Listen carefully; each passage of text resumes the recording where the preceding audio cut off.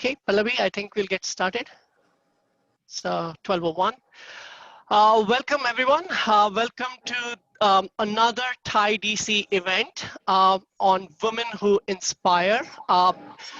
Once again, thank you everyone for taking the time today. I will quickly go over the agenda for today. We have a fairly packed session, so I'll quickly go over the agenda. I'll be doing some introductions, and then we will go on to our keynote for today. With that, we will have a panel discussion with some guests that we've invited. We will have our title sponsor speak a few words, and after that we will go into the one-on-one mentoring session. As we move along this agenda, I will be giving more details as to how all these things will come together. So for those who do not know, my name is Manish Malhotra. I am the current chapter president for TiE DC. A little bit background about TiE DC, because we are expecting over 175 guests today to join this session. So I know a lot of you are either not familiar with TiE DC or probably have never heard about TiE in general. TiE stands for the Indus Entrepreneurs. It is an organization, it's a global organization which was founded in 1992. We are actually, we have over 64 chapters now. I believe it's actually 65 because I think a new one opened in South Africa. So we have over 65 chapters now with over 15,000 members globally. Even today's event, the Women Who Inspire event, is being attended from attendees from pretty much all over the globe. We have people who are joining in from Singapore, from Australia, a lot of people from India, and of course from the States, various states, right? The main pillars for TiE, the whole organization is based on 5 pillars. That's mentoring, educating, networking, incubating, and investing. A lot of mentorship, a lot of our members that we call as charter members are actually successful entrepreneurs who spend time with startups and upcoming businesses, guiding them and sometimes even investing in them, to give them guidance as to how to go to the next level. With that, that's pretty much what I wanted to talk about TiE. If you would like to get more information about TiE in general or TiE DC, please visit our website at tie-dc.org or reach out to any of our board members, including myself, and we'll be happy to provide you more information. With that, like I said, we have a very packed agenda. I want to invite Pallavi Sabu. Pallavi is a fellow board member here with us at TiE DC. She's also the chair of today's event, the Women Who Inspire. So Pallavi, why don't you take over, and Pallavi will also introduce the committee that worked pretty hard from last 2 months to put this event together. Go ahead, Pallavi. Pallavi, you're on mute. Apologies. Thank you, Manish. It is my pleasure to moderate this event on a topic so dear to my heart. I'd like to start with expressing my heartfelt thanks to some of my fellow board members who have helped put this event together. Sundi Natarajan, who is also TiE DC's president-elect, Jui Naithani, who is always engaged and never shies away from providing any help needed, Smita Siddhanti, TiE DC's immediate past president, who's also leading the TiE Women's Initiative at a global level and is very passionate about women issues worldwide. With that, it is my utmost pleasure to welcome and introduce our opening keynote speaker, Kay Koplowitz. Kay is the co-founder and chairman of Springboard Growth Capital, and I am having 1 minute, and Springboard Enterprises. She was also the founder and former chairperson and CEO of USA Networks. Kay was the visionary who created the business model for cable networks by introducing the concept of 2 revenue streams, licensing and advertising. After selling USA Networks for an impressive $4.5 billion, President Clinton appointed Kay to chair the bipartisan National Women's Business Council in 1998. Her research found that $104 billion in venture capital was going over the transom, but only a mere 1.7% was going to women. Kay discovered that there was very limited venture capital and funding options for women entrepreneurs. VCs in Silicon Valley told Kay they had never seen any woman come to pitch to them. This compelled Kay to use this platform to launch Springboard Enterprises, a venture catalyst accelerator to select, to train to raise capital, and to present to the VC community. Her track record is truly remarkable to date. Current value created $21.4 billion, supported nearly 800 women-led companies, realized over $10 billion in capital, 200 in M&A transaction, and counts 20 IPOs. What a phenomenal success record, Kay.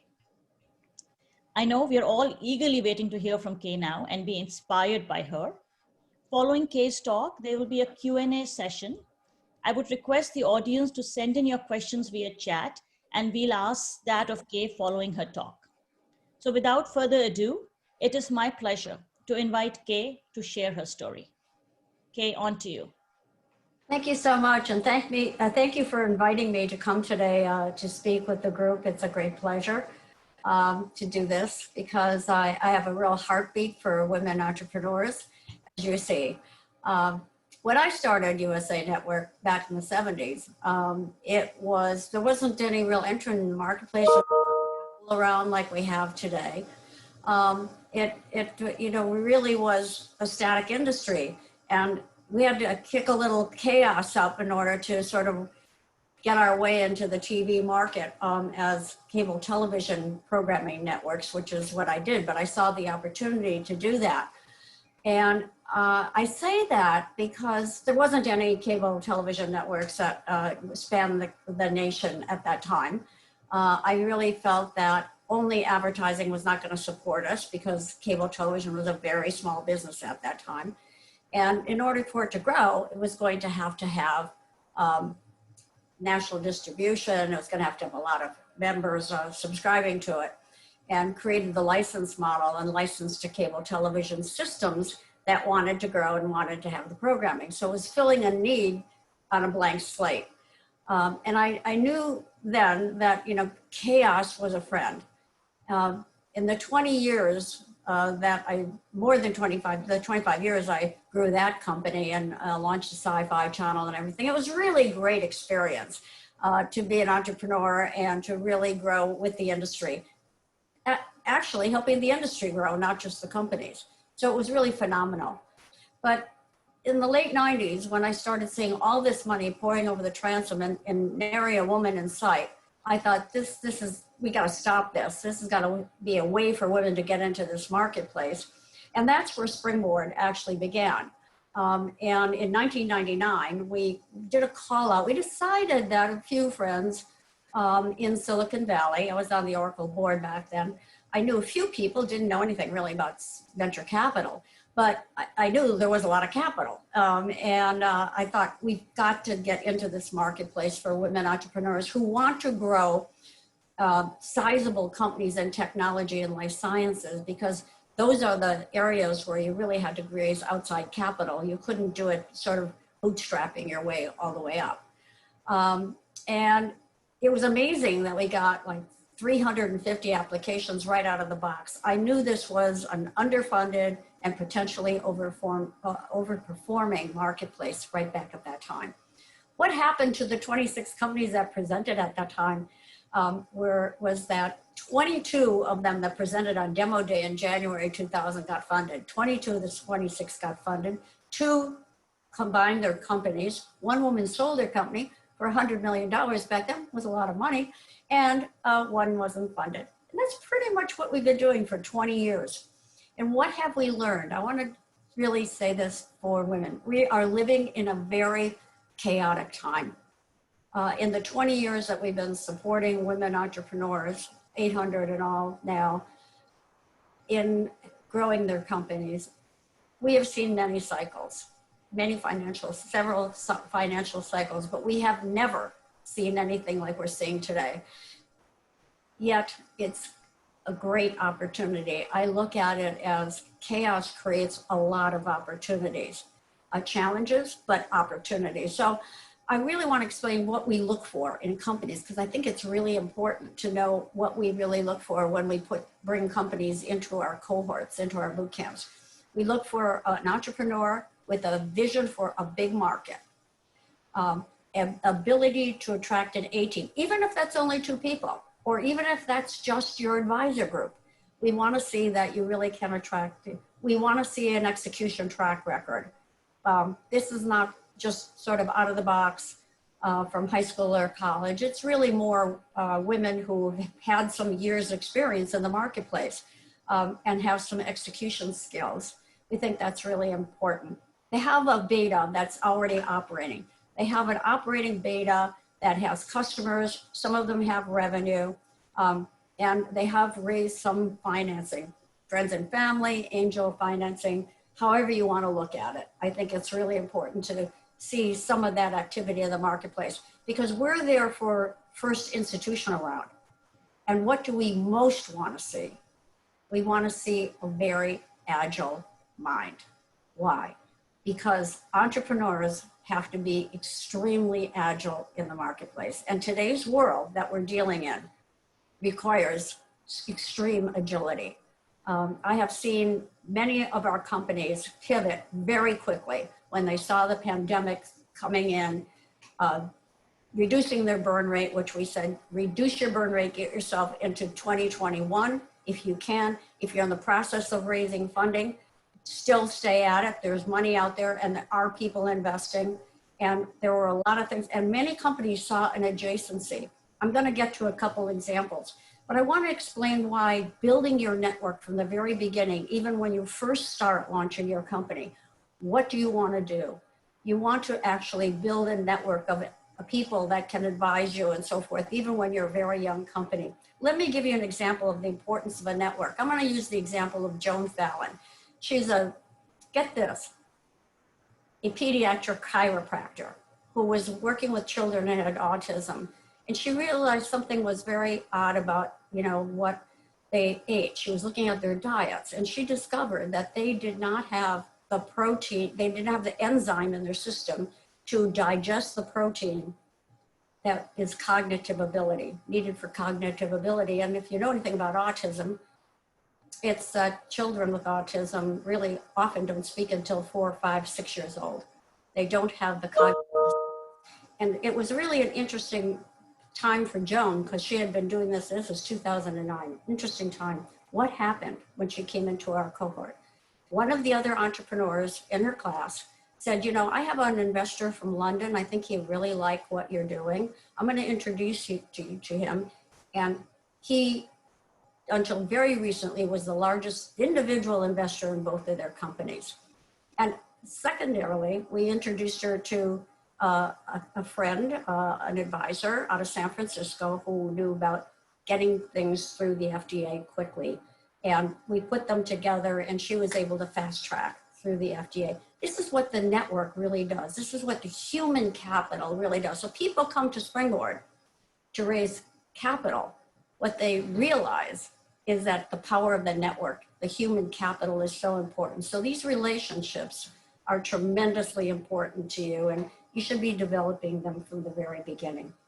There's so many examples of how things have really, I think, worked really well for women entrepreneurs who sometimes never had the opportunity to really work with a group of very expert women in their category. And oftentimes I hear them come into our cohorts and say, oh my God, I have never been in a room with so many really smart women who were there to actually help me.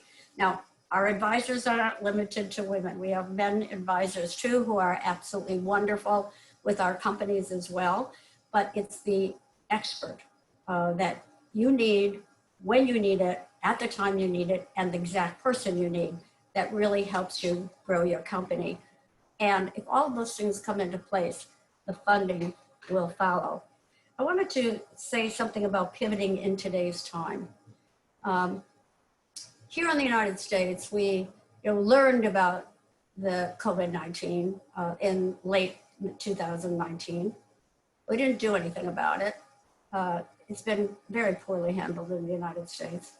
But one of our entrepreneurs saw this coming to the United States, and when it was first identified on the West Coast and then in New York City, her name is Julia Cheek. She's out of Austin, Texas, and she had a home testing company that she has launched almost 5 years ago, testing allergies and sort of common maladies at home. And she said, this is so important. I have to pivot and I have to develop home testing for COVID-19.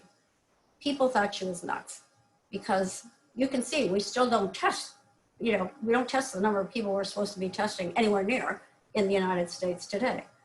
But she said to her board that she thought it was so important that she was going to invest $1 million of her money really working on developing a home test for COVID-19, which she and her COO, a gentleman, worked very hard through all the FDA, through all the approvals, to the CDC, and in 8 weeks, in 8 short weeks, was able to develop a home test for COVID-19. Now, the CDC did not let her bring it to market immediately. There were tests, they had to do tests, they had to read the tests, they had to take some time to do that. But here is a young entrepreneur, her company's still very young, but she had lab connections, and she developed all the lab connections to be able to send these tests to get quick results within 3 days of the lab getting the test and returning the results to the consumer. And later, I think in May of this year, she was the first company to be granted home testing for COVID-19. So this is how somebody really pivots in the marketplace, who really risks. She risked her company. She took money out of the other things that she was developing, and she had an ongoing market testing various different conditions people have for diabetes or allergies or food allergies or, drug allergies, things like that, and many others, testing for blood pressure, kinds of common things. But she took a big risk, investing really precious resources to really get into the market. And she said, I won't be able to sleep with myself, and my mind won't be quiet if I don't step up and try to do something in this marketplace. So it's an example of somebody, and we have many others, but it's an example of agility, of conviction, of persistence to get it through in a very short period of time, and to really bring it to market. And it's in market today. So with all the things that we're missing in testing, here is a company, and there are others that have been granted since that time. We have the ability to change the marketplace, but of course you're not seeing anything on the national scope or out of the CDC or even pushing this to the marketplace, which it should be. People have to learn about it themselves. Anyway, I wanted to give you a few examples, and I wanted to share with you what we look for at Springboard for companies that we are, we think they're transforming markets.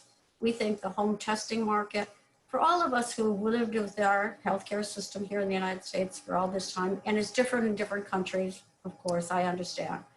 But those of us who live with it here in the United States are very complex. It's hard to get things done. It's hard to get things to understand how to take care of any number of things that could go wrong for you. Home testing really can help people get to answers more quickly for the things that they're seeking. And I think it's really leaving the marketplace, and it'll, I think, disrupt the bottleneck we have with only 2 or 3 primary national testing labs that all doctors and hospitals send their stuff to. So this is a distributed network, I think, that will really change the marketplace.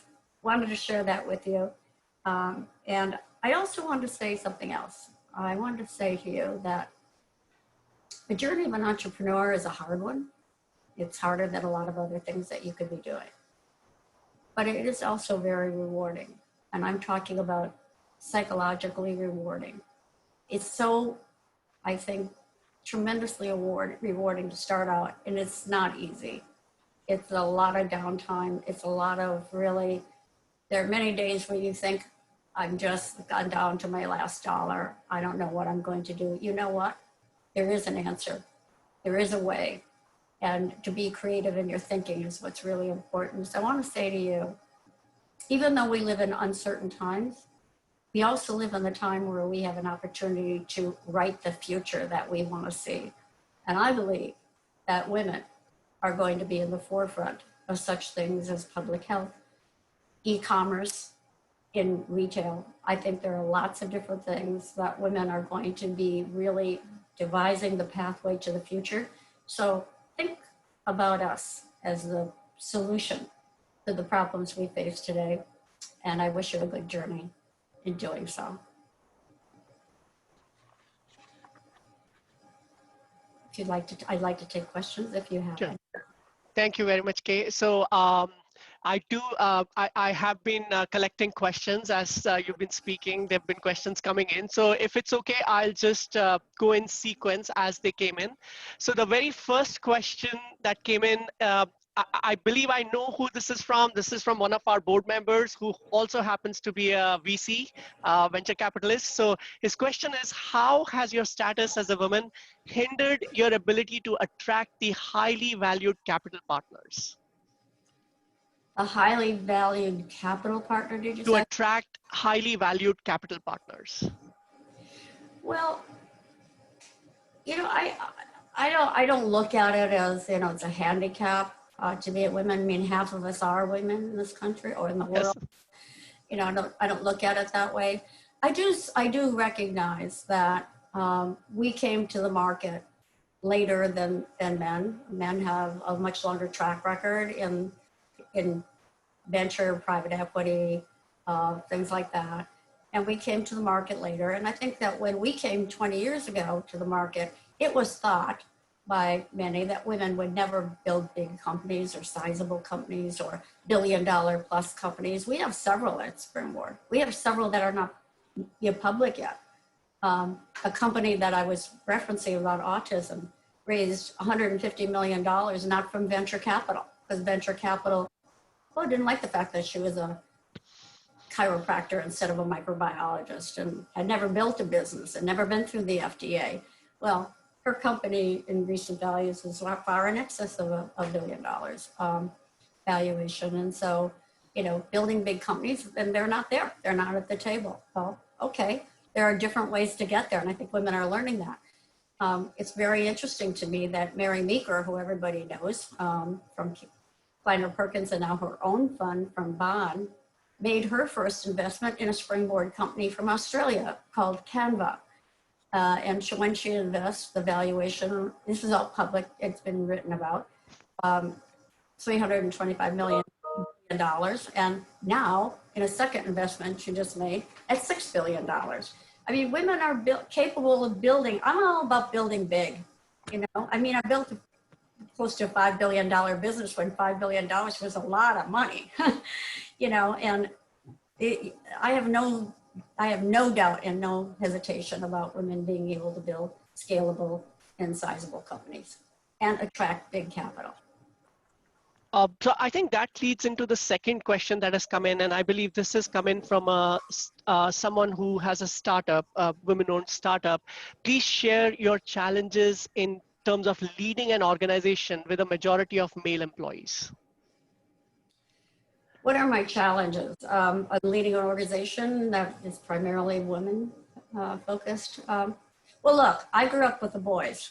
So I have a different background in my own life when I was started, when I was an entrepreneur and I, you know, grew USA Network and TiE and went international and so forth. I mean, it was all boys, which is okay because when I was growing up, I used to play sports with all the boys. I felt very comfortable with all the boys. But it's a different thinking pattern. You know, women are very agile, very open to looking at things from a holistic point of view, from 360 degrees. And the fact that people think, well, they're slow or they're hesitant or they don't make decisions, it's kind of like our brain pattern is a little bit different. It's more holistic, not as direct from A to B, and that's the answer. we're going to go from A to C to D and come back to B or whatever. We're going to look at it that way. Not everybody, but if you look at the results of what women are doing in the marketplace, women are outperforming the market. It's just that the market size for women is still a lot smaller than it is for men. There are a lot more men in big quant-driven businesses oftentimes now today with artificial intelligence and so forth.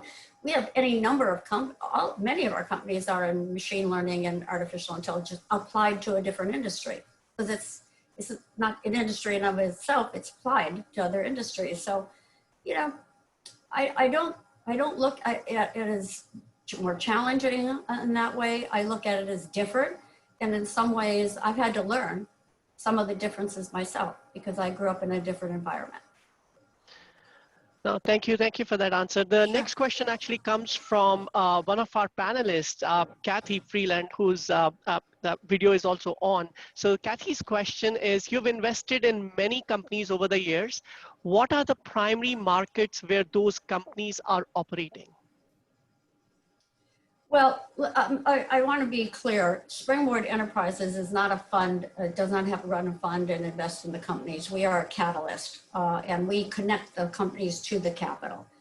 I think you heard some of the numbers in the introduction, but over $21 billion in value has been created by the companies. In the investment strategy that I'm also a partner of, Springboard Growth Capital, we're in the market for digital consumer.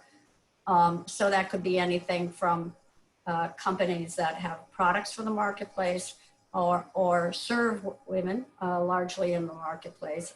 They could be totally digital products that are in e-commerce. There may be ways to measure the marketplace, combine the customer with the company for better engagement. Could be in advertising, could be in any number, supply chain, 3D printing. There's a whole range of things could be in. And in the health sector, it can be digital health, which I think is going to change the marketplace here in the United States, because we have about 100 companies in digital health doing a variety of different things to connect the consumer with their health care. And I think I've always believed that, or since I've been looking at this, I've believed very strongly that when the consumer habits get into the healthcare system, it will we'll start looking at value and cost, which consumers look at all the time and make judgment. How much do they want to spend? What value do they want? We're going to be doing the same thing in our healthcare system with digital health. So whether it's telehealth, whether it's accessing different, you need a surgery. You look at people physicians who are surgeons who are in that category. You can compare what they've done, what have been the outcomes, what is the cost. I think we're going to start seeing more of that. And actually, the Affordable Care Act here in the United States is going to be the base premises of it to be able to compare outcomes and costs. So those are important things, I think, and are going to change. So it could be anything with the digital consumer in mind. Thank you, Kay. So, I know questions are coming in, but to be respectful of your time, I'll probably take one or two last questions. So the next question is along the lines again of your business, which you grew to a sizable size. Did you decide to bootstrap versus raise outside capital for the growth of your venture, with the knowledge that raising outside capital would take too much time away from company growth? Well, there wasn't capital around when I started USA Network. In fact, the capital that was around didn't even believe in television and radio, because it was really basically not an asset-based business. And so there wasn't any capital around. I borrowed $600,000 from the company I had worked for in the cable industry. And I would say, just like a woman, I paid it back in the first year.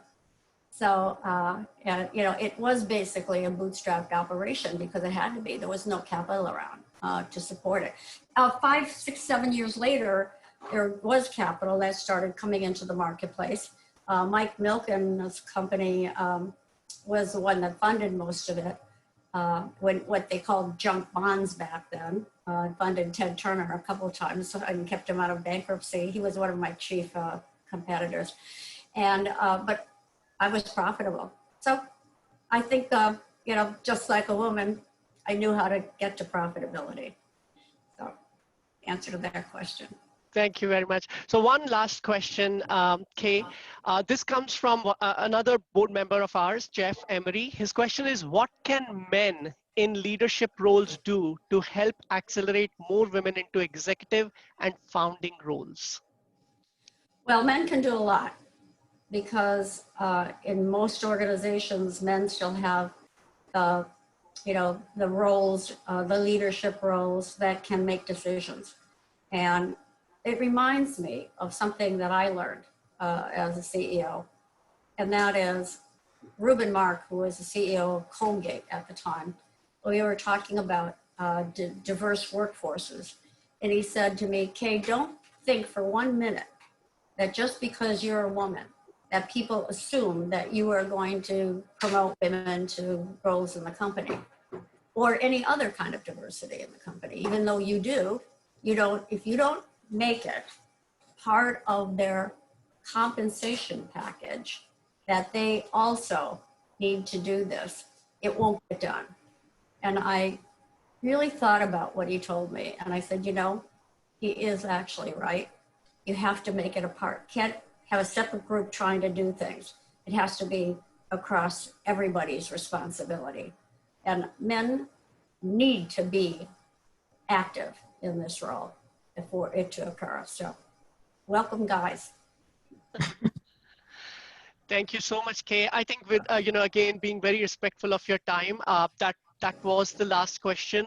On behalf of the entire TiE DC board, we are truly appreciative of the inspiring, you know, stories that you've shared with us. You know, thank you so much for giving us your time.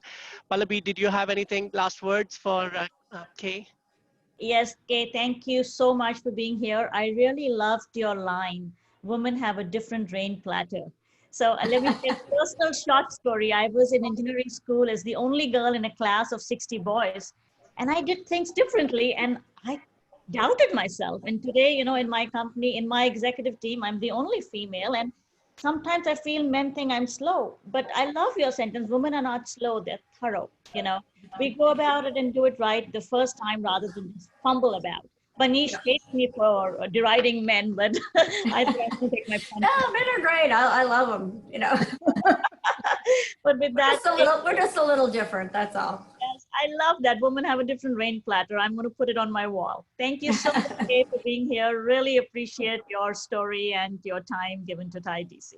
Thank you, and thank you for inviting me in. I appreciate it. Thank you so much, Kay. Thank you. I wanted to say one thing. Sure. 10 years ago, I spoke to the TiE group in Delhi. Oh. And it was a very nascent group of people.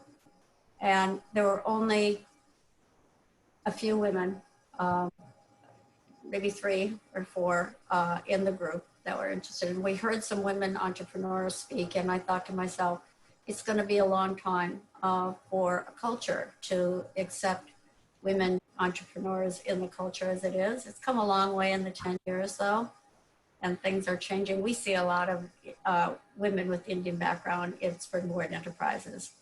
Many of our really top performers are. So I'm just wanted to share with you, I've been on a long journey actually with TiE. So I'm glad to see everyone here today. Thank you. Thank you for all your support for TiE, Kay. Thank you once again. Okay. With that, let me move on to our next segment, which is the panel discussion. We are fortunate to have, as part of our panel, 4 esteemed women leaders from 4 different walks of life.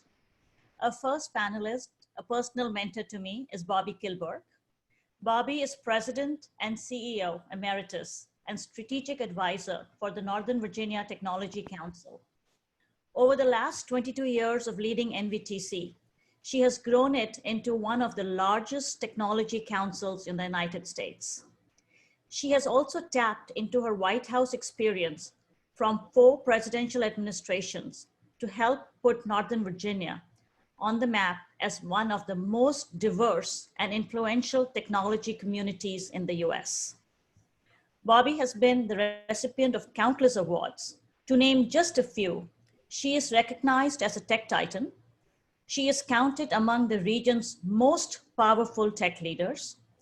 She is recognized among the most powerful women in the DC region and is counted among the most influential Virginians. We are very fortunate to have Bobby here on the panel.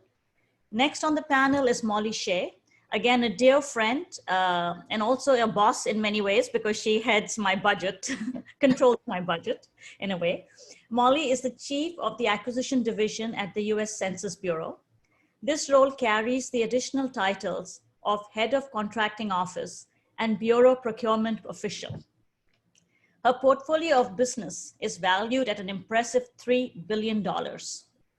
This includes the award of the Data Center Support Services, the establishment of an enterprise acquisition framework for systems engineering and integration, an award of the 2020 Census Questionnaire Assistance Acquisition. Molly has also worked in a senior acquisition role at the GSA, which is the General Services Administration, where she designed and led a strategic effort to develop the federal procurement infrastructure and foundation of internal controls for GSA's Technology Transformation Service, a brand new federal entity. She established an executable path to sustainable and unlimited procurement authority for TTS.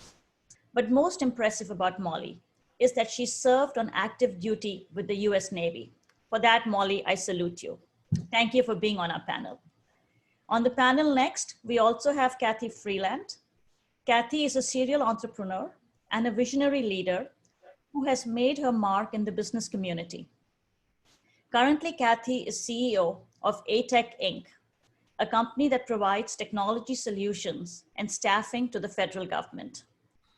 Prior to that, Kathy was the founder and CEO of RG2 Technologies, an information technology company serving the federal government. Under Kathy's leadership, RG2 more than tripled in size, with revenue growing about 5,000% over an 11-year period. Kathy successfully built and sold RG2 before she started ATEC. Kathy's own career path has been marked with countless awards. To name just a few, these are Enterprising Woman of the Year Award, Entrepreneur of the Year Award, Industry Star Award, Maryland's Top 100 Women, 40 Under 40, and Minority Small Business Person of the Year. Thank you for being on the panel with us today, Kathy. Finally, we have Anne Ramakumaram. Anne herself is a technology-savvy entrepreneur with more than 18 years of experience. She's founder and CEO of Amcus Inc., a fast-growing consulting and professional services firm.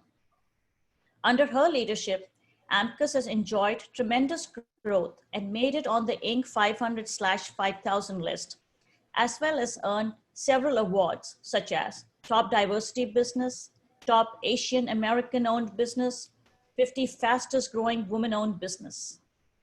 And herself has been awarded Woman in Technology Entrepreneur of the Year, and most recently received the Chairman's Award for Inspirational Leadership from the CRMSDC. Bobby, Molly, Kathy, and Anne, we at TiE DC feel very fortunate to have you all on this panel today. With that, let me start the panel discussion with putting Bobby on the hot seat first. Bobby, ready? So Bobby, in my experience, and you've known me a long time, and so in my experience and having watched other women, I have noticed that women have a real struggle with promoting themselves. They hesitate to talk about all their achievements and successes, whereas the opposite gender is not so shy. Bobby, you are listed as among the most powerful people in DC. How have you expressed pride at what you're good at? What advice can you give other women in this regard? Okay, thank you for being here. I'm just delighted to be able to share this. Whoops, I disappeared. No, I'm back here. I'm just delighted to be able to share my thoughts and perspectives with all of you. And I think each and every one of you could probably run circles around me, but let me give it a try. Firstly, I think it's really important to separate out self-promotion from pride. And I think it's a non-starter to focus on self-promotion. Pride should come from doing a good job and positively affecting people's lives. If you succeed in doing that, I think the recognition will follow. Clearly, you do need to establish your brand so that others know who you are and what your organization is and what it stands for, but that's really very, very different from self-promotion. When your organization accomplishes something important or takes a stand on an important issue, you do need to get that word out, and that is what, and everybody ought to have one, that is what a good communications staff member does. How we communicate has obviously changed over the many years that I've been in the workforce, and how we all communicate in this new virtual world is obviously a work in progress. Utilize social media as well as the more traditional press releases, speeches, etc., to get your message across, but also be very, very careful about how you use that social media. It can be very hard to direct in the way you want it, and we've seen that all recently. And the ability to distort and fabricate is very real and can be very disturbing. Also remember that your success is tied into and dependent on the hard work of your staff as well as you. Give them the tools to be successful and give them the credit for that success. When you do that, you also will be recognized for that success and for that leadership. Thank you, Bobby. That's great advice, because women can distinguish promoting their brand versus self-promotion. It kind of dilutes in their mind. So that is great advice. My next question is from Molly. Molly, everyone feels afraid at work, men or women. Be it fear of reaching out to a client or someone senior, be it fear of filing a protest, be it fear of facing conflict and its resolution, etc. Many women I have spoken to let this fear become their limiting factor and thereby create a false glass ceiling and stop it trying way sooner than needed. So my question to you, Molly, is, have you ever been afraid in your role or in the journey to get here? And how have you handled it? And what advice can you give leaders in this regard? Well, it's a great question. And first of all, thank you so much for inviting me to this panel. It is such an honor to be amongst women who are very accomplished and inspiring, if I do say so myself. I can't say that I've ever really been afraid. I have had to make some tough calls, and I've had to be in some very stressful situations, but I can't say that I've ever really been afraid. A little bit about my journey. Pallavi gave a little bit of my background from my bio, so a little autobiography here. So I think if I had to describe my professional journey in 3 words, it would be grit, determination, and resilience. My career path is a little mixed. I did start off in the US Navy, where some of my time in the Navy was spent working on major programs that were in the operational testing phase of the acquisition cycle. I left the Navy to raise my family, and at the same time, I did some tutoring on the side, middle school, high school, junior college math students. I always thought I was going to be a teacher, but then I decided, well, I don't know if that's for me, and I ended up in federal acquisitions. So I started as a very, very junior contract specialist at the US Census Bureau. I took on more and more difficult assignments, and I worked my way up to be a contracting officer after probably about 8 years.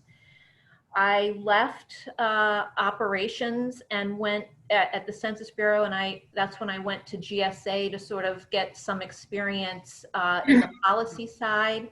And I also, it sort of was kind of related to organizational development as well. I went back to the Census Bureau after a little while at GSA. Really, it was the pull of operations that's really my love. And I became the head of operations in the acquisition division at Census. And then I eventually ended up in my current position, which is the head of the acquisition division overall. So grit, determination, and resilience. I took on the tough assignments. I took them on head on. I made tough decisions. I knew what I wanted to achieve. I set my path. I executed. I worked hard. I made a conscious effort, though, to poke my head up out of the weeds of the daily work to make sure that I stayed focused on the big picture and that I was still heading in the right direction. I learned from my mistakes. I didn't let them paralyze me. I listened to my stakeholders. I tuned out the naysayers, because believe me, there's naysayers. I stayed focused on my goals, and I stayed true to my moral compass and my personal set of values. I also remained grounded, and I still do, in the fact that without my teammates and colleagues, I can't get the work done, that their successes are my successes and their failures are my failures. I wouldn't be where I am today without all of the people that have supported me and worked alongside with me. I have a poster in my office back in Suitland, which I miss looking at, and it says, "Damn the torpedoes, full speed ahead." And I think that pretty much sums up how I've approached my career. Again, I've never really been afraid. I've been stressed, we've had some anxious moments, but fear has never been my motto. Thank you, Molly. I know I give you a lot of stress every time I come to tell you about a protest I'm doing, but true to what Molly says, I must say that she keeps the big picture in mind, because unlike many people in the contracting shop who tend to just push you away and won't talk to you, but a company needs advice, right? Molly gives advice without revealing anything. So she keeps that, encouraging the small businesses and yet doing her job and keeping the big picture in mind. And I think a lot of us who have worked with you really appreciate your guidance and your fairness as you go about the acquisition. So thank you for that. With that, let me move on to my next question, which is for Kathy. Kathy, you are a very successful woman entrepreneur. You've had one successful exit already, and you are now running your second company. Plus, you're growing inorganically by acquiring other companies. Can you share the story of your journey of starting, growing, and exiting your company, and the challenges you faced and how you overcome them? Because a lot of women here today, we all have started businesses, but very few have exited. That's a big, how is it done? It's a black hole for us. So please, let's hear your story on that. Thank you, Paula B. And thanks also for just the invitation to be here with you guys together today. It's great to be amongst such a great leader. So thank you so much for the opportunity. I've been an entrepreneur now for 27 years, believe it or not. And I became an entrepreneur as a result of being turned down for a management position I felt I had earned. And instead of getting angry, I decided I'd do something different. And so I decided I'd start a business, not really knowing what that really meant. And so 27 years later, here we are. So that denial became an opportunity for me. And so, and I haven't looked back since then. And so my journey really kind of started, along that path. And as a female, also as an African-American female, and didn't have a whole lot of resources to work with in the beginning, it was challenging, most definitely. And just as Kay had indicated, there wasn't the types of resources around, at least that I had access to, that she described just a few minutes ago. And so I'm happy to hear that there are more resources like that available today for those who are interested in becoming entrepreneurs, growing their companies, and just making great things happen for their organizations. And so the primary challenges I would say that I faced really was just what I just said, those three strikes, as I call them, being female, being African-American, and not having the financial resources to support what I was trying to do. But the one thing I did have, I had a lot of faith, I had a support system, and I had credit. And so that's how I was able to actually launch my first company. It was really on debt, with the prayer that we would be able to pay it back at some point, until our first break came. And that first break came with a $25,000 purchase order, believe it or not, Molly, to get us started. And that really is what springboarded Touche with Kay's company to us, springboarded us into becoming, full-fledged entrepreneurs. And it was just needing that one break to kind of get us started. But that didn't come easily. That still required us to have full-time jobs during the day, and working our entrepreneurship opportunities at night until the next break came, until it was time for us to be able to really move from our basement into something that looked like a business. And so it was a journey for certain. The journey took us 4 years, in fact, to get our first contract that allowed us to quit our jobs and become entrepreneurs full time. And in the middle of all of that, the other challenges, I would say, is sometimes it's not always the business challenges. Sometimes it's the personal challenges. I lost my son during the process of trying to grow my company. I was diagnosed with breast cancer while I was trying to grow my company.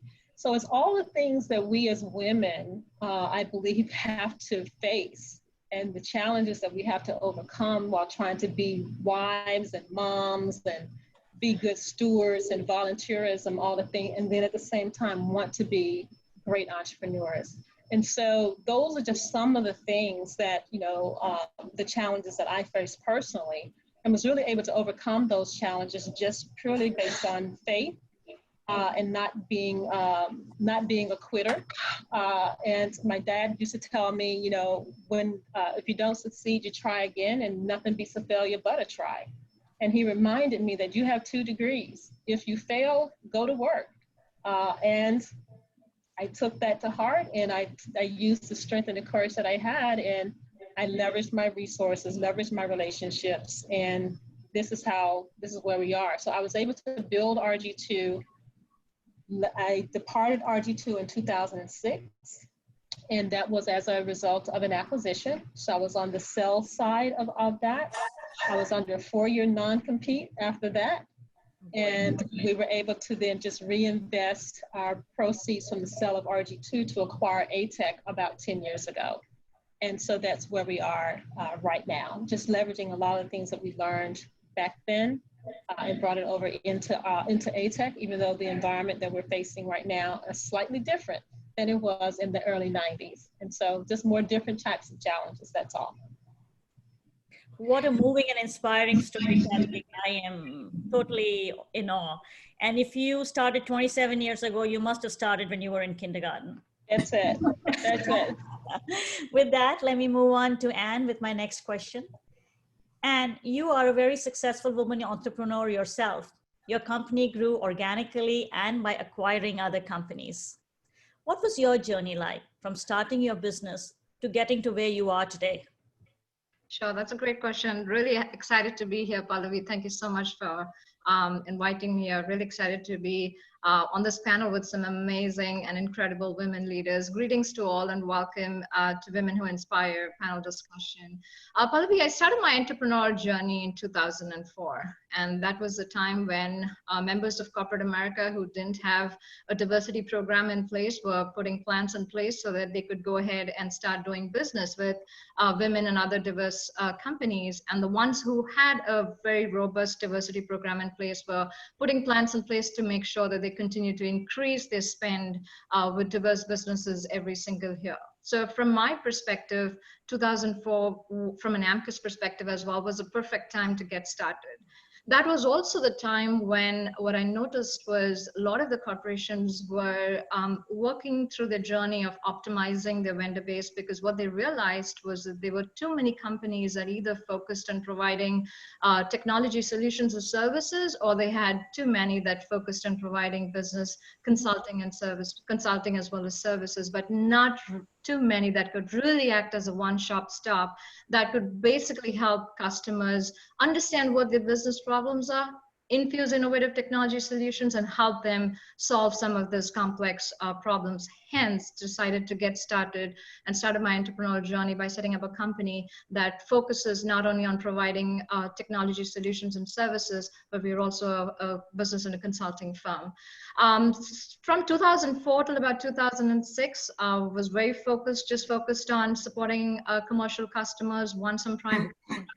And then, from 2006 onward, decided to take a plunge and explore the federal market, right? I mean, attended one of the conference and heard some of the big dollar amount of contracts that were being awarded to businesses. And what I also learned was federal customers were one of the largest buyers. So decided to take that plunge, explore the federal market. But what I learned early on is that their procurement process is very different as the way as compared to the commercial market, and the way, even how you respond to those proposals were very different as compared to it was done in the commercial space. But like Kathy, I'm not a quitter either. So decided to hang in there and take that two-pronged approach of going and bidding on some of the smaller contracts and simultaneously also being part of some of the larger contracts as a subcontractor. Started winning both ways and started and very early on mastered the art of doing really well in the Fed space as well. And here we are, 60% of the revenue today is generated by supporting Fortune 100, Fortune 1000 companies as a prime, as well as supporting some of the managed service providers. And 40% of the revenue is generated by supporting some of the federal agencies as a prime and supporting them on some of the mission critical projects. While we were in our 8A program, we could very soon see that we're going to soon be out of our NACI skirts from the size standard perspective. So we had to start putting plans in place and strategies in place to see what's next. Because I really love what I do and I'm surrounded by people who are equally passionate as I am, we just decided to go ahead and start infusing inorganic growth. Went ahead and did some very good strategic acquisitions. And the reason for those acquisitions was so that we could continue to provide additional services to some of our existing customers, so that we continue to be the supplier of choice in addition to being the employer of choice for many of our employees, but also at the same time, in spite of being local, find ways of going global when customers went global. So it was also another reason for us to go ahead and expand our geographical footprint, and also to be in industries where they were spending a lot, but we didn't have a very good, presence within that industry segment. So today, must say, our entrepreneurial journey has been really great. And when I look back, I think we've come a long way. Today, we employ a little over 1,400 employees across the globe and have been growing, over 40% year on year. Wonderful. Your story, as I was listening to it, reminded me of my favorite book, Who Moved My Cheese, right? I read it. Somebody gave it to me as a kid. I gave it to my own daughter when she was 16. It's about reinventing yourself as you go along, which you and Amicus have done incredibly well. You've positioned yourself and reinvented and redirected and come out to be such a successful company. And I wish you all the very best as you keep reinventing. With that, let me circle back in with Bobby. Okay. Bobby, can you give some advice on how women can successfully navigate organizational power structures, and share some stories from your incredible journey to being such a powerhouse? Everybody knows. I mean, if you come into DC and you don't know Bobby, you don't know anybody. Navigate that power structure. I'd be happy to, but first, something reminded me, you talked about how you shared your book with your daughter, and I want everybody to know what an extraordinary daughter you have, who got an early decision to UVA and has just swept the field. She's a fabulous kid. She's not a kid anymore, but she's a fabulous person, so congratulations. Thank you so much. So, navigating power structures. Well, first of all, I've been in the workforce for a very long time, and the nature of power structures has both profoundly changed, and yet, interestingly enough, it has many elements that remain the same. First, many people who are in power do not want to share that power broadly. It is almost human nature to want to be in charge. In the end, you want to be a central part of that power structure, but you also want to be invested in opening up that power structure to diverse groups with new ideas. If you just stand still because, quote, you are personally on the top, you're doing a disservice to our communities and our nation, and in fact, globally. Power, for power's sake, can be very destructive, as we have all seen lately. You need to be willing to stand up for what you believe is right and open up the system, particularly in this very divisive time. You must open up the power structure or the consequences will be dire. We must do that based on merit and on opportunity. And I want to take a few minutes and talk about two things. One, mentors, but number two, you asked me to talk about some stories that relate to navigating the power structures. And whoops, you're gone. Are you there? Hello? Yeah, sorry. Yes, we're there. We're there. I'm here. You're there? Okay, because I can't see you or anything. I'm on looking for a couple's golf getaway. I'm right here. All right, well then I'm going to continue talking even though I can't see myself or see you guys. When I first came to Washington, my husband and I both came as White House Fellows, which was a program that brought young people into government at the highest levels for a year to work for cabinet members and to understand how power worked, how networking worked, and most importantly, how you could accomplish something and then go and return back to your own communities and hopefully do good. And getting selected as a White House Fellow really defined my growth pattern in many important ways. And I became a fellow because I was selected as a fellow because I stood out from the pack in having a unique experience that most others did not have. Now, interesting enough for that, it was not my gender that stood out, though I must say that there were very, very few female candidates who made it as finalists. We had 18 those selected out of an application pool of 3,400 people. But rather, it was a matter of subject expertise. And you say, well, what do I mean by that? Well, what I mean is that when I was at Yale Law School, I had the opportunity to go out to the Navajo Reservation and do my senior thesis at Yale. Everybody had to do a senior thesis at law school. Do my senior thesis on community control of Indian education, of which there was none at the time. There was very little education, and there certainly was no community control. And I literally, not intentionally, but by happenstance, used that story and used that experience to go through 3.5 days of personal one-on-one interviews with the commissioners that selected the fellows. Nobody knew at that point in time anything about Native American affairs. Nobody knew much about what struggles they were facing. And the fact that I had something to talk about, no matter how many times I talked about the same thing, it was fascinating because it was always a new group of questioners and they didn't know anything about it, and I therefore stood out. I was separate and I was different, and I really do believe that in the end was the reason why I was selected. Mentors.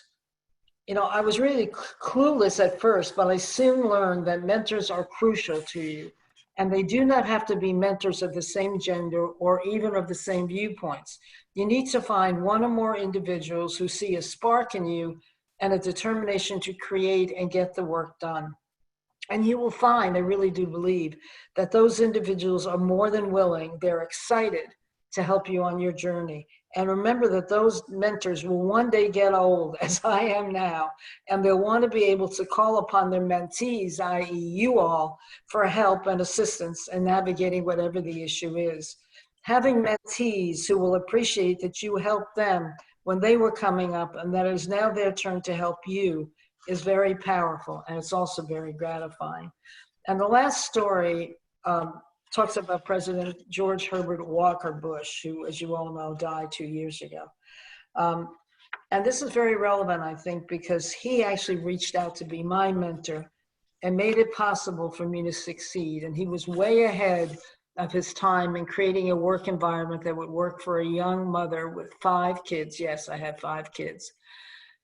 And what happened very quickly was that I volunteered for him when he was vice president. I was home with the children, and Once we won the presidency, he called me into his office and said, okay, I want you to head public liaison. And I don't know if you all know what public liaison is, but it is basically the office that interfaces with all the interest groups in the country. And his theory was that if you actually listen to people on the way in with the policy, you would then be more likely to have them support you on the way out when you're trying to implement it. Or if they wouldn't support you, at least they would be respectful of your viewpoints. So I looked at him and said, Mr. Vice President, soon to be president, I have 5 kids. Are you out of your mind? How am I possibly going to do this job? And he said, well, I've done a lot of thinking about it, and let me tell you how it's going to work. He said, number one, he said, you can do this job. He said, it is very clear to me that you will not, I repeat, not be part of the inner circle, because you will not have the time to be here at 9 o'clock at night drinking wine and beer with the guys when you're at home instead putting your kids to bed. He said, but you can do this job and I will support you in it. Number two, you don't need to come to the senior staff meetings in the morning because, and especially as we've learned recently, senior staff meetings mean nothing. They're all just show and tell. The real decisions get made by 2 or 3 guys, still basically guys in the Oval Office. And so you're not coming is no big loss. Send your deputy. Number 3, I will promise you that I will not make you come in to work on the weekends. And in 4 years, by golly, I only had to come into work on 3 weekends when we had absolute crises that I needed to have personal attention to. And finally, he said, I won't make you go on Air Force One. And I looked at him as, you won't make me go on Air Force One. Everybody wants to go on Air Force One. He said, no, he said, you come along on day trips, but when it is a trip that involves a weekend or an overnight, you stay home and send somebody else.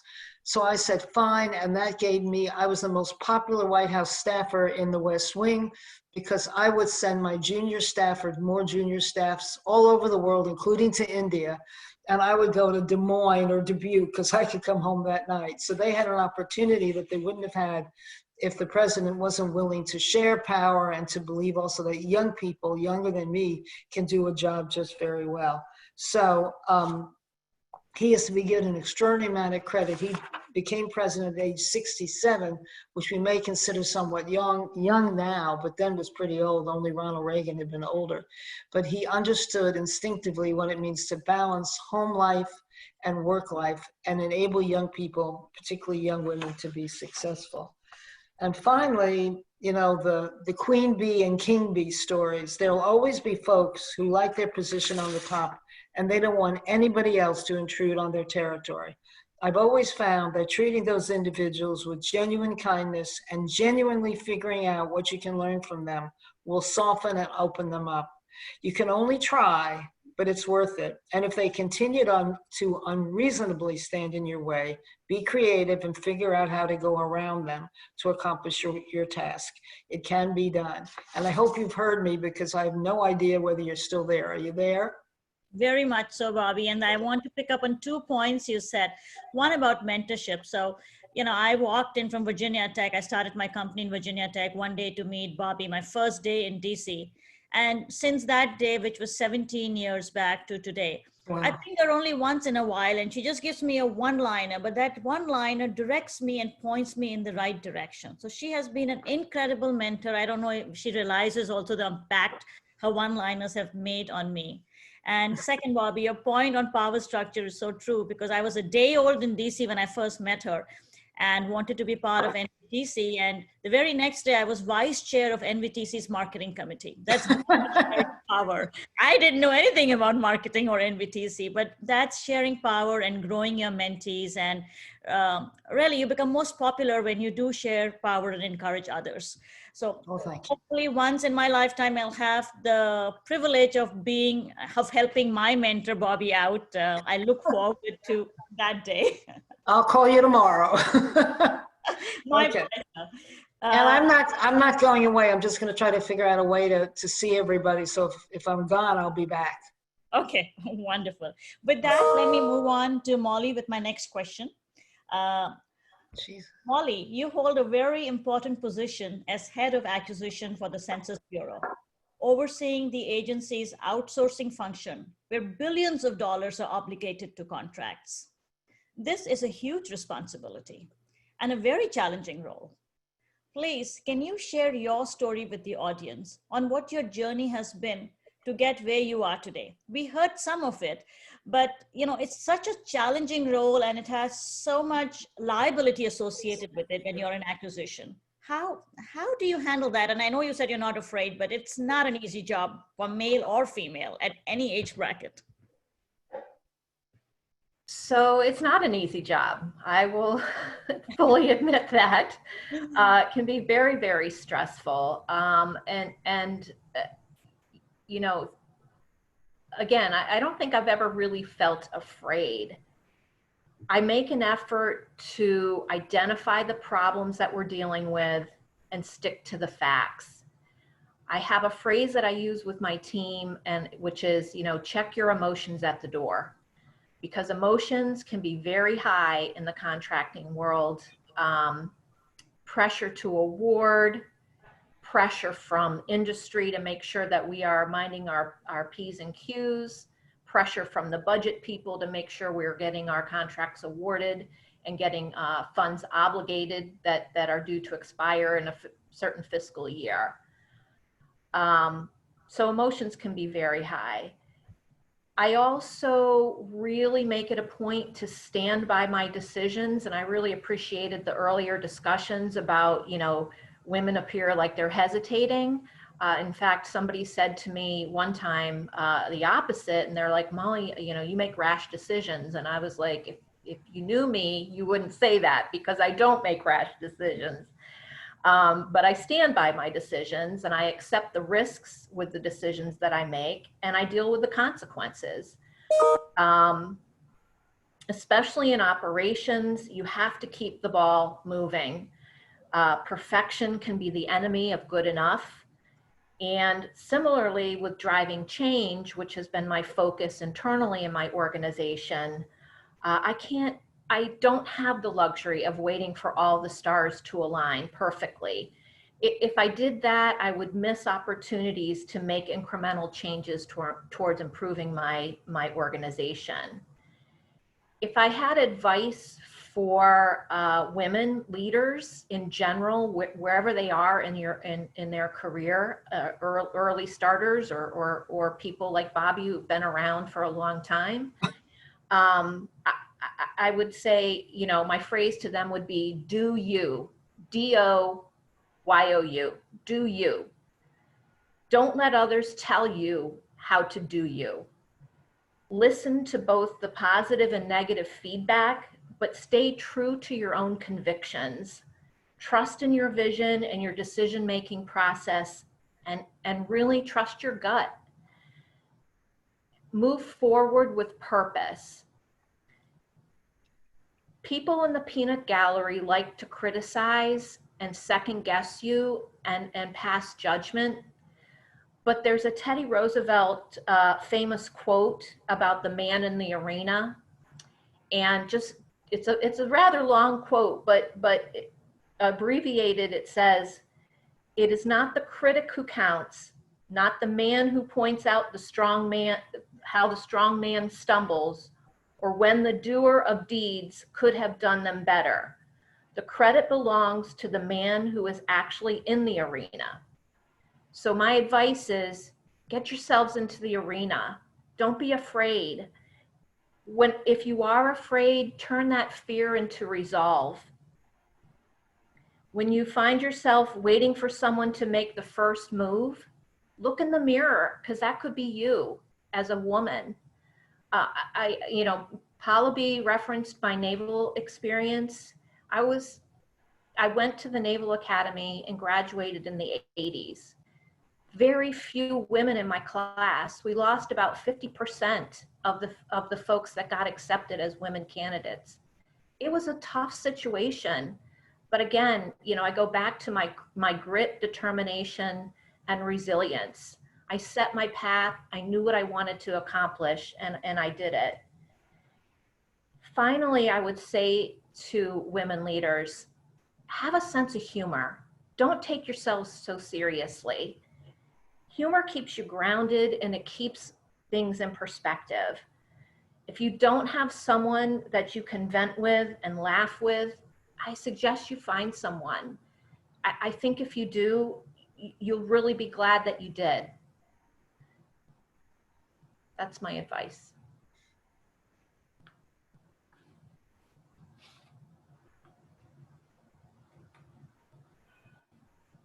Bobby, you're on mute. You're on mute. Pallavi, you're on mute. Sorry, Molly, you're so right with take your sense with humor, take yourself with humor, because, you know, even I tend to take myself too seriously, or when a person snaps, you take it personally. Women tend to do that. And it's never really personal. There might be a million other things causing to a certain behavior, and we just need to lighten up. I think that's an area that women can really use some work in. With that, Manish has been pinging me that I am going too slow. So I'm just going to move on real quick. Kathy, question for you. In my experience, in my journey as I grew Harmonia, I felt like race and gender helped me because it made me stand out. Pretty much like Bobby was saying earlier, I would stand out in a room of mostly men. What has your experience been? Do you think it has helped or hindered? And what advice do you have of women, and especially women of color like you and me? Well, Pallavi, that's a great question. And my experience is very similar to yours. I've often been the only, not only the only female in the room, but also the only minority in the room. And so somewhat of a double bogey there. And so my experience early on, especially in the 90s, we were supporting the Department of Navy at that time. And Molly, as a graduate from the Naval Academy, as you said, were predominantly men. And trying to go in to have a conversation with a man as a female during those times were quite difficult. And so I had to use my secret weapon. My secret weapon was my husband, Greg. I had to figure out what would be the best approach. And so you're a guy, you go talk to that guy. And when it's time to go and talk to the Mollys of the world, I would go and talk to the ladies. And that tended to work for us, you know, in the beginning, until I became even more comfortable having a conversation, a meaningful conversation where I was able to be taken seriously. And I think that was my challenge, was not feeling that I was going to be taken seriously as I went in to have these conversations. And so putting myself in that position really kind of helped create or develop me as an entrepreneur, but also just as my own sense of awareness and sense of confidence, you know, in myself, that I would be able to do that. And so I tried not to allow my race and gender to prohibit me from pursuing my goal.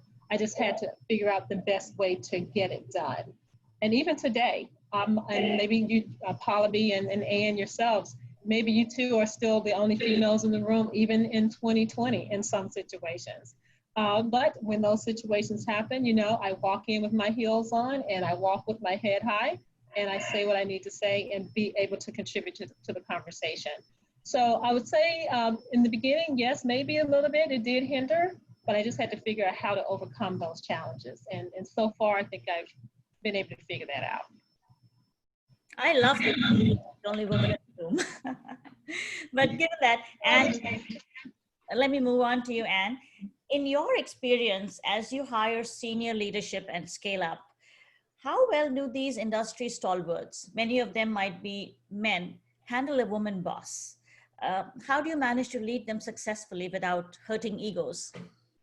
Yeah, that's a great question, Pallavi. So for my, I've always been a firm believer, people make the difference, right? You could have the best product or the solution or the service, but if you don't surround yourself with people that have the right mindset, you're not going to go that far.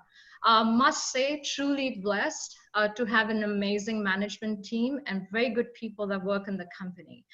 So I've surrounded myself with some amazing leaders who have the right mindset, and when they come to work, they have the mindset of inclusiveness, right? And when I say the mindset of inclusiveness, the attitude that they have is let the best one come in and let the best one win. So even if you look, if you go visit us at amcus.com and go see a management team, we have a very diverse leadership team. And when I say it very diverse, it's not just diverse from an ethnicity perspective, but truly champions who believe that diversity of thought really counts. And we've really seen that, has shown a positive impact, not only within the company, but even within the solutions and services that we provide to our customer. When you surround yourself with like-minded people who believe that it is good to have a diverse workforce, and it is and it does directly or indirectly correlate and bring positive impact, then the egos are usually parked out, right? So truly blessed. We have some amazing people, amazing leaders who have that inclusive mindset. And when you have them in those seats, you'll see very naturally it trickles down to not only the respective teams, but it goes across the enterprise. So when that's as part of your company core culture, then when people come to work, even though they're the best experts, be it on business side of it or on the tech side, their passion exceeds it and their passion overtakes it, right? So when people come to work at Amcus, they put their head, heart, and soul to it. They back it up with passion, and they are so focused that they're working towards keeping the mission in mind, keeping the company's mission in mind. They're working towards making the company's vision a reality. So I think when you surround yourself with people with the right mindset, then egos are parked out. I won't say there won't be difference of opinions, but at Amcus, we let those creative juices flow in. We let those, we like when people come with creative ideas. And at Amcus, we're proud to say, Pallavi, 48% of our workforce are women. And I think we would not have been able to come that far if we didn't have champions or advocates within the company who didn't believe in that, right? Because the attitude was, let's do what's fair, let's do what's right. I think, from my perspective, or with Amcus or Amcus owned companies, we've not seen that come our way. So people, that's why I always say people truly make the difference, and truly blessed. We have the perfect mix, be it white male, white women, Hispanic American, African American, Asian American, veterans, as well as people from the LGBTQ community, as well as millennials, right? I mean, come on. What's the upward trend? 73% of the workforce today are what, millennials? So we have leaders who are millennial leaders as well. So, so I think because of all that, and because of that inclusive mindset, egos have been parked out. That's really good advice and a great culture that you have within your company. I'm going to take my last two questions now to Bobby and Molly, because Manish is on my case. Bobby, very important question, because women really need advice on this. This is regarding women and networking. It's very different from men and networking. What are your observations of what women do right and not do so well? And what advice do you have for women in that regard? Well, I think I would take somewhat of an issue with you in that I think that women and men, excuse me, are not that different, right? Networking. Both genders want those who they interact with to actually care about what they are saying and about their opinions. I have found that it is true that women tend to open up much more quickly about their families and their personal lives, but men will open up as well. It just takes a different approach. I have not yet met a man who is not proud of his son or daughter and who does not take pleasure in sharing with you what their kids are up to. And if they do not have kids, what their personal interests are in many areas. And they will remember that you asked about that. I would never, ever start out with, hey, how can you help me get that contract? Besides the fact that Molly would turn around and walk away. But I would never start out with, hey, how can you help me get that contract? That is a major turnoff. Approach people with a genuine warmth, and they will usually respond, and the business can come later. So I really don't think in this day and age that there is that much difference in how you network. It's a short answer. And I know my other answers have been very long, so I'm sure you appreciate a short one. Thank you, Bobby. I used to try that with Molly. When can you give me that $1, right? And I think she didn't like me then very much. But moving on to Molly. Molly, a very important question, because many women on the call today are federal contractors, so I'll take it right into federal contracting. Very important element of managing resources and tactically deploying them to go after business opportunities is understanding how best to match technical capabilities to the solicitation.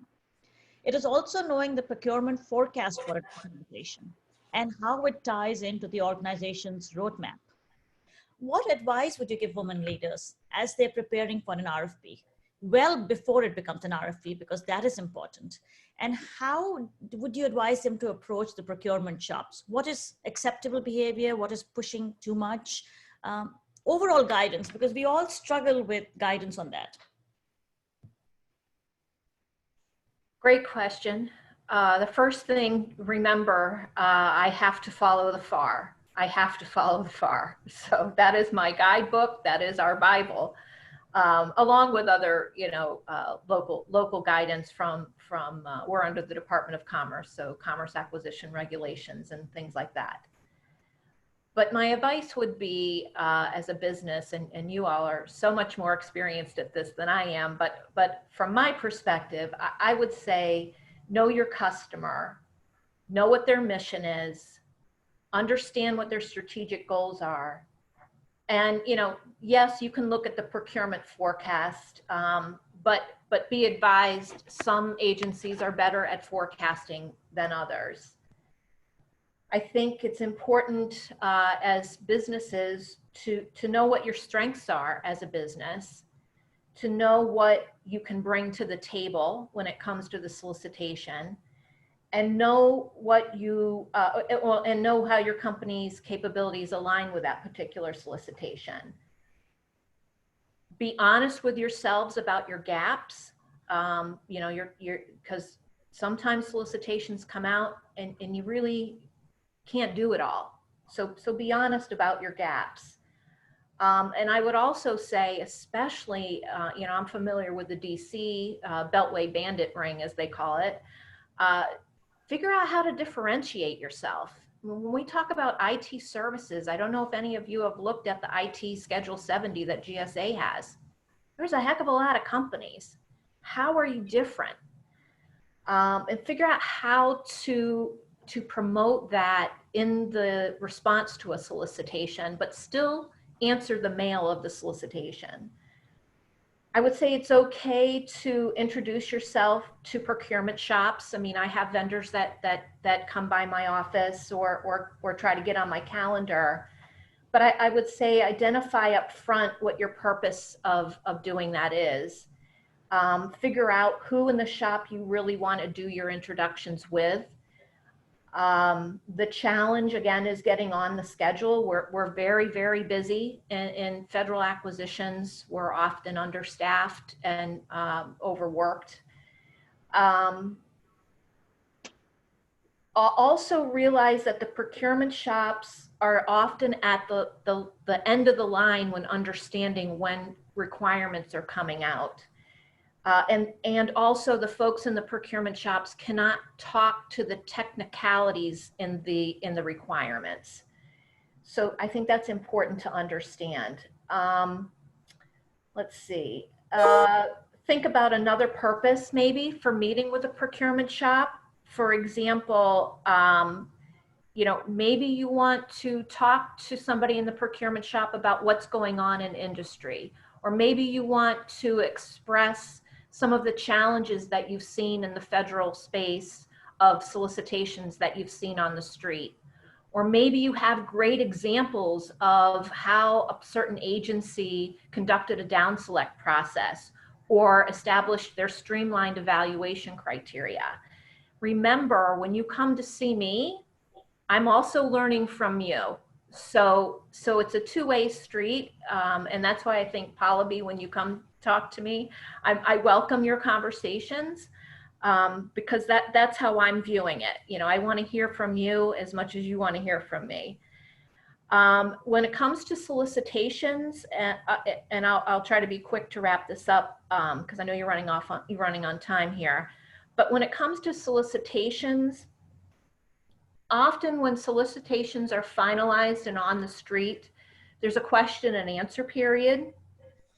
I would say really take your time to ask the good questions. Don't ask questions that you already know the answer to. Ask the questions that really will help you write the solicitation, again, to answer the mail.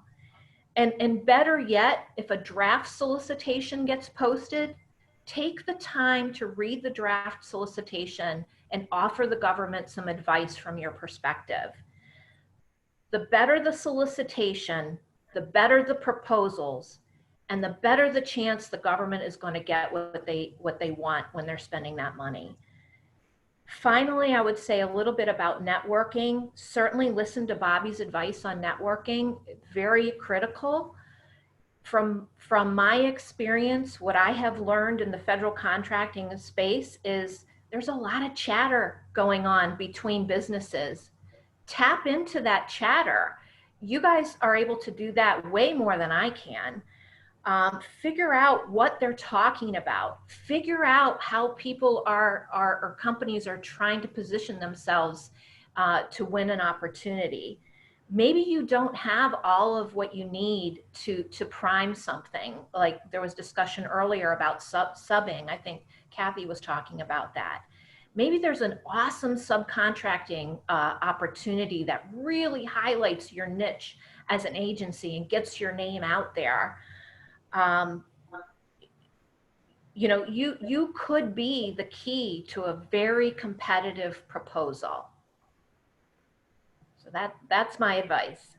That's great advice, Molly, both responding to the RFI, because we as bidders can help shape the RFP to Yes. make it more targeted to, you know, our qualities and a better proposal for the government.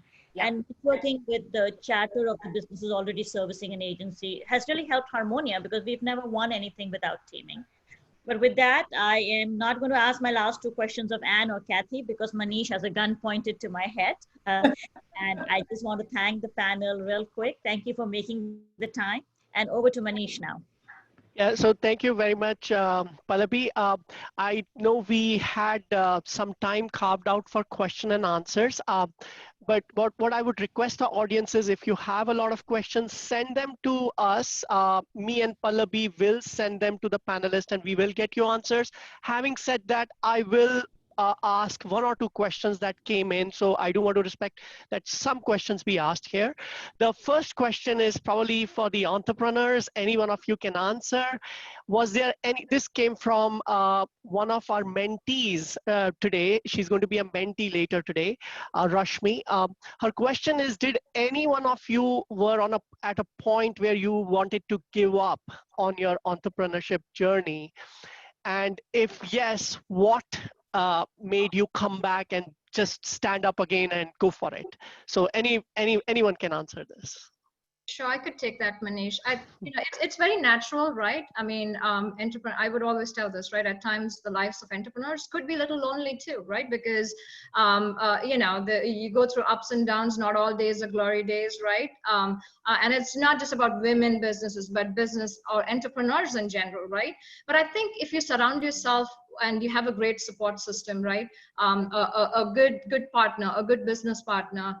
You surround yourself with good, motivated, passionate team members.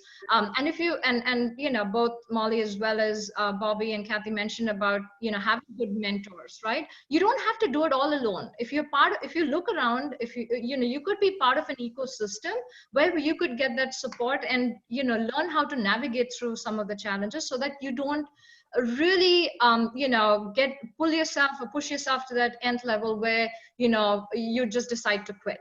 So please don't quit. There's one thing what my dad told me that always stuck to me is and there's a solution to every single problem. Look around, you'll find it. And especially for women-owned businesses, please look around. You could be actively engaged and involved, and you could be part of that ecosystem. You have organizations like WeBank, Women Business Enterprise National Council, who's really connecting women-owned businesses to members of corporate America. Look around, you have organizations like Women Impacting Public Policy, who's made a positive impact. Look at it, right? I mean, 20 years ago, did we have set-aside businesses for women-owned businesses? No, but today we do. It's included in the FAR, and you could also win some of the sole source contracts, right? And then again, you don't have to do it alone. There could be some gaps, identify good teaming partners, and then guess what? If your clients want you to go global, you don't have to do it alone. look around, take help of organizations like We Connect International. They're doing a fabulous job of connecting, partners, not just here, but globally as well. So never, and surround yourself with good mentors. Please keep one thing in mind: you don't have to do it alone. Have a very good support system so that you'll be able to navigate through. And believe me, even entrepreneurs who have taken the company to newer heights and have become billion and multi-billion-dollar companies, they've faced those challenges too, but then they were part of that network, which has helped them navigate through. So don't. No, thank you. And then Kathy, I saw you also had a smile on this question, so I definitely want you also to pitch in on this one. No, Anne was spot on. Just like her dad gave her advice, I think our parents just give us so much advice that resonates with us as we grow up as adults and face these types of challenges. So we can't afford to give up. We can't afford to quit, not as women, in order for us to move forward. And as we teach our children, I have twin daughters myself that are the age they are today, was pretty much the age I was when I tried to start RG2. And we have to teach them that life is hard, and being an entrepreneur is the hardest job I've ever had. But it's because we're working for ourselves. That's what makes it so not hard, but it also makes it so rewarding. So I applaud everything Anne said. She's spot on. Don't go at it alone. Yeah, no, and I do. Go ahead, sorry, Anne. Yes. From my perspective, I think, also don't hesitate to talk to your family members, right? When you have an amazing support system, I'm truly blessed to have an amazing husband who is really, really been there for me, right? So if you have your times, you just want to talk it out. I mean, it's okay. We're human beings, we're not God, we're human beings, right? So it's okay to, talk, and it's better we get it out of the system rather than keep it in there. So yeah. No, absolutely. And, I agree with both of you. It's not even just for women entrepreneurs. It's for entrepreneurs in general. There are times when I run a small business too, and there are times when I'm like, okay, what did I get into? I was just happy in my corporate life and, going. So I agree with you completely. We just can't give up.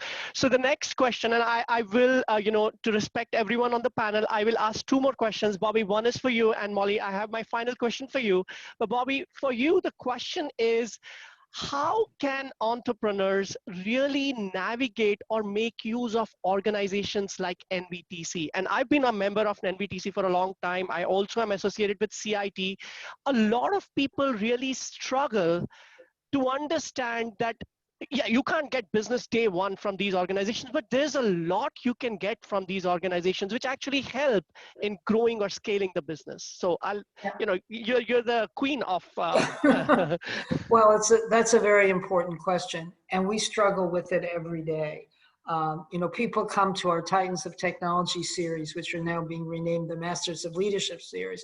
It's the same concept, and they come into a room of 400 people for breakfast and a speech and Q&A, and they go, oh my gosh, how is this going to be? The subject matter is relevant to them, but how in the world am I going to navigate it and actually get something personal out of it? They wind up usually standing in line after the speaker is finished, and I'm amazed that I will leave a half hour after the speaker is finished and there's still a line of 20 people waiting to talk to that speaker. But more importantly, I think, is that everybody, all organizations love to have people who pay dues. That's your bread and butter. But it does us no good to have you pay dues if you don't take advantage of what we have to offer. And what we have to offer, as Pallavi mentioned, were 15 different committees where you can take a variety of different subject matters that are of interest to you, both in the commercial area and in the government contracting area. And in new areas that are coming up that some people haven't even thought about before. And you can be in a room with 20 people or 25 people and exchange ideas and network and learn something that you didn't know before. So you need to, and then you need to come to things such as most people after a long day of work want to go home and be with their kids or whomever, but force yourself to say, I will come home, but it'll be a little later, and I will go and I will spend a half hour and make a new friend. I'm going to go into this room. I'm going to walk out with one or two new friends that I didn't know before who can help me with my business, and whom, by the way, I also happen to like, which is always helpful.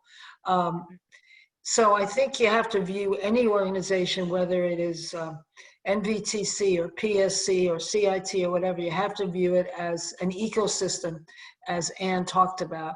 And you need to view it as an ecosystem and as an overwhelming whole, not just simply one thing you grab onto, because that won't work. You need to come and spend the time and the energy. And if you spend the time and the energy, the money that you expend is really very small compared to most people's budgets. So it's hard. I realize it's hard. It's not easy. And a lot of people finally say, especially millennials, by the way, who don't like to join. Millennials are the least joining people in the world.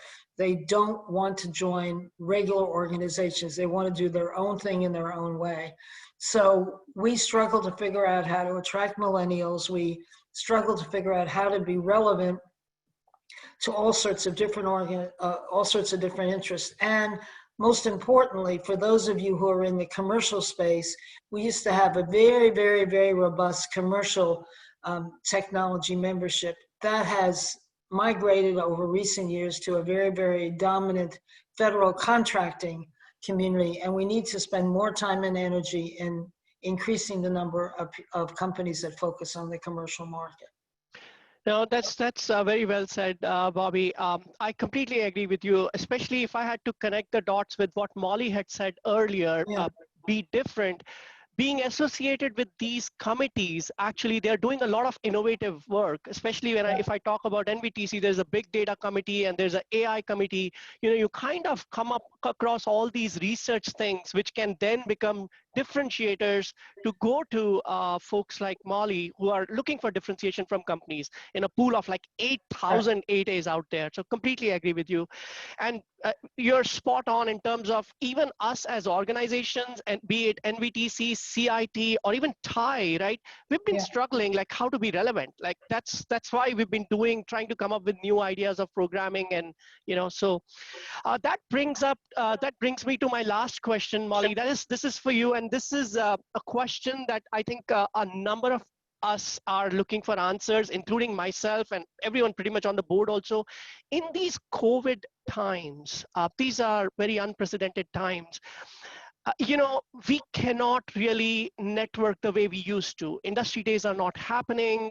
We are not able to touch and feel the acquisition folks anymore. And many people are just scared to pick up and cold call, right? I mean, what is your advice? What should companies or small businesses be doing, especially small businesses who do not have the established relationships, like the large companies that have lobbying and all that stuff? What would be your advice to us all, small businesses? Well, that's a tough one because we are operating in a very different environment. I would say, definitely respond to RFIs if they're out there. Cold calling, you can try, but again, there's that old Office of Federal Procurement policy myth busting campaign about interacting with industry. People are afraid in the government to talk to industry, and I get calls from my own customers, can I talk to so-and-so? I'm like, yes, you can talk to them from a market research perspective. You just can't give them a leg up on a solicitation that may or may not be coming out. The industry days is a very interesting one. In fact, I had my team participate just so we could see what it was like in an industry day that NOAA, the National Organization for Atmospheric Administration, they were conducting a virtual industry day. So I told my team, participate in that. Let's see what we can do on that space. So I think people are trying to get their sea legs under them around this virtual environment and how best to engage with industry. So. No, thank you very much for that advice, Molly. So with that, and to be respectful of everyone's time, I do want to take a minute to thank all the panelists today, and Kathy, Bobby, Molly, thank you so much for spending the time with us. I think a number of small businesses that are dialed in have learned a lot today. So again, thank you so much. I'm going to move along with the agenda. I know we are running about 10 minutes late now, but we will make it up at the mentoring sessions. But with that, Pallavi, if you're okay, I'm just going to advance to the next agenda. Again, thank you very much to all the panelists. Had we been in a hall, we would all be clapping for you, and we would also be felicitating you. But unfortunately, we are in a virtual world. So virtually, thank you so much for being with us. And thank you for all the advice that you gave to small businesses today. Thank With you for that, having us. Thank absolutely. you. Absolutely. With that, as you all know, TiE DC is a not-for-profit. We cannot make this type of programming happen without the help and support of our sponsors. Listed on the screen now are our logo sponsors for this event. I will quickly go over the names: Amivero, Capital One, JCS, Ampcus, Array Information, CIT, Endina, Alwyn Corporation, Bonsall Capital, and Constellation. So thank you all for being sponsors. Having said that, I also want to talk about one more sponsor who are actually our title sponsors for this event, and that is Fairfax County Economic Development Authority, FCEDA. In fact, FCDA, I know Juhi is a fellow board member. She's dialed in. She's been helping behind the scenes, taking care of the questions and everything. FCDA has been always there for TiE DC, and we are truly appreciative for all that you do for us. With that, I do want to give the, Karen Smaw from FCDA a few slides, a few minutes to talk about FCDA and all the good things they've been doing for the community. So Karen, please, it's all yours. Manish, good afternoon, and thank you. I am so delighted to be here this afternoon to hear from an amazing group of women. Your stories have just been fascinating, and congratulations to you on all of your success. Thank you for the opportunity to have the Fairfax County Economic Development Authority sponsor this event with the TiE DC to celebrate the incredible journey of successful women leaders in the community. I want to recognize and commend the leadership of Pallavi Sabu and her team for organizing the Women Who Inspire conference. All of their hard work is quite evident given the global audience joining us today, and the theme could not be more fitting given the impressive lineup of distinguished speakers. What a year this has been. Who knew that in 2020, the dawn of a new decade, that a mere 3 months into the year, the way we conduct business would be forever changed. With that said, on behalf of the Fairfax County Economic Development Authority, thank you for the opportunity to spend a few minutes here today to tell you how our office has responded to the economic emergency created by the pandemic. The Fairfax County Economic Development Authority, under the leadership of Victor Hoskins, immediately pivoted operations in March in response to the COVID-19 pandemic. Our staff began working virtually with 2 primary objectives: connecting companies of all sizes with resources and information to help them bridge the economic shutdown caused by the pandemic, and connecting those who had been furloughed or laid off with companies during the hiring surge. At the onset, the FCEDA launched the COVID-19 Business Resource Hub on the FCEDA website with continually updated links to critical information, resources, and assistance for businesses, job searching and unemployment information. Perhaps many of you have had a chance to visit the website. We have worked to link businesses, especially small businesses, with federal programs such as the Paycheck Protection Program, the Economic Injury Disaster Loan Program, with Fairfax County initiatives such as the Microloan Fund and the Fairfax RISE program, and with the new Rebuild Virginia program the state launches next week. We have been very successful in making these connections. More than 21,000 businesses in Fairfax County have received PPP loans. More than 1,700 businesses applied for the Fairfax County Microloan Fund, and nearly 6,300 businesses applied for the Fairfax Grant. There have been a particular focus by Fairfax County to help historically disadvantaged businesses. For the loan fund, 49% of the applicants have been minority, woman-owned, or veteran-owned. Fairfax RISE established a minimum allocation of 30% of the program's total dollars for minority, women, and veteran-owned companies. To date, 69% of the applicants came from women-owned businesses, minority-owned firms, and veteran businesses. We also pooled our resources with other organizations in Northern Virginia. With our Northern Virginia Economic Development Alliance colleagues, we launched a 12-session series of Beyond COVID-19 Nova Business Resiliency webinars. They were created for Northern Virginia businesses to ensure that they have the latest and best possible information from a variety of experts. Interest in launching small businesses has continued during the pandemic, and our Entrepreneurship 101 Starting a Business in Fairfax County workshop continues to be conducted, although online. We have continuously continued to draw between 40 to 50 participants at that workshop.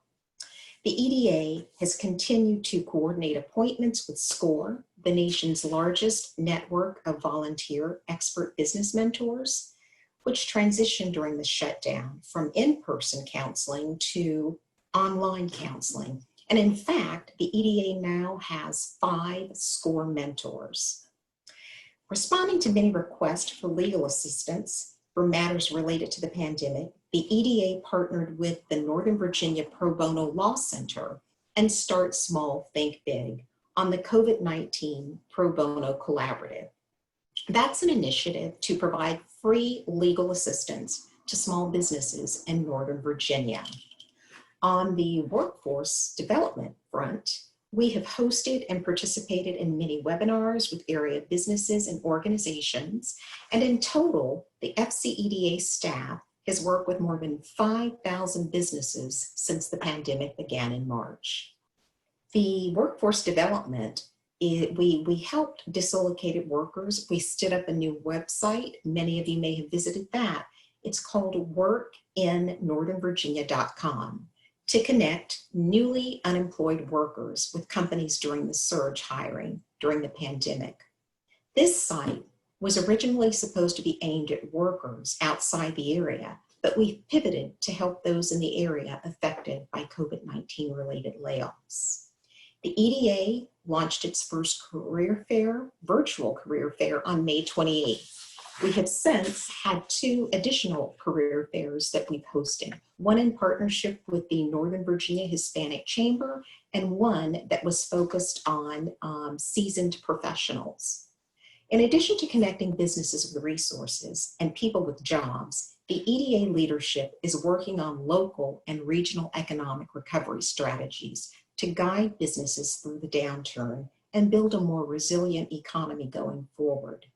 This is a difficult time, but we at the FCEDA believe that by working with our business community and with our colleagues throughout Northern Virginia, our region and our country will be stronger and more resilient when the pandemic is over. Thank you again for the opportunity to speak. We value the relationship with TiE DC, and I will turn it back over to you, Manish. Thank you so much. Thank you so much, Karen.